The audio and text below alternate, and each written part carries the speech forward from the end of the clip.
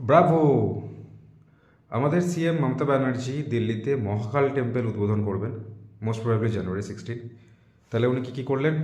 জগন্নাথ দেবের টেম্পল বানিয়েছেন, দুর্গা দালানের কনসেপ্ট করেছেন, আর একজন মন্ত্রী তো মসজিদ বানাচ্ছেন, আবার মহাকাল টেম্পল উনি উদ্বোধন করবেন।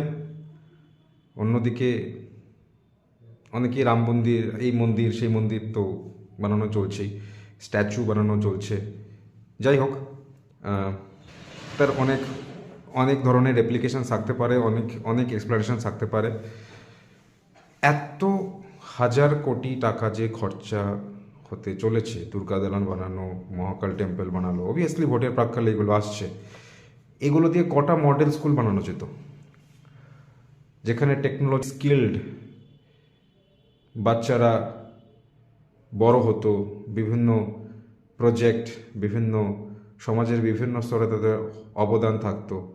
আপনারা কি চান সেটাকে আগে বিচার করুন। আপনারা একটা স্কিল্ড ওয়ার্কার হিসেবে আপনাদের বাচ্চাদেরকে দেখতে চান?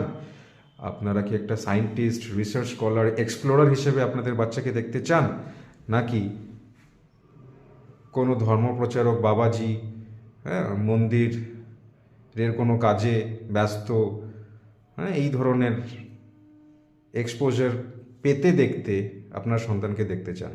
আমাদের রাজ্যের স্কুলের স্বাস্থ্যের যা পরিকাঠামো, যা ব্যবস্থা, তাতে করে কি মডেল স্কুল বানানো যেত না এত হাজার কোটি টাকা দিয়ে? কতগুলো স্মার্ট বোর্ড, স্মার্ট অ্যাক্সেসের ব্যবস্থাই করা যেত না?